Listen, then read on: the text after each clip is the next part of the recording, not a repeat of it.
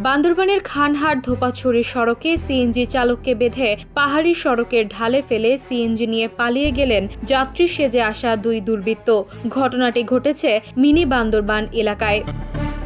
জানা যায়, যাত্রী সেজে ওঠা দুই ব্যক্তি হঠাৎই চালকের হাত পা ও মুখ শক্ত করে বেঁধে ফেলে। পরে তাকে ঢালুতে ছুঁড়ে ফেলে সিএনজি নিয়ে দ্রুত সটকে পড়েন তারা। অনেক কষ্টে ঢাল বেয়ে সড়কে উঠে আসেন চালক। এরপর সেখানে ঘুরতে আসা পর্যটক ও স্থানীয়রা তাকে উদ্ধার করেন।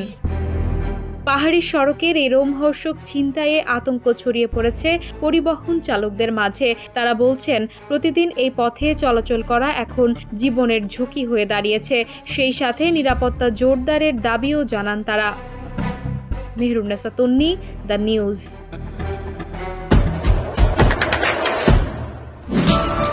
দেশে দেশে সবার সাথে, দ্য নিউজ।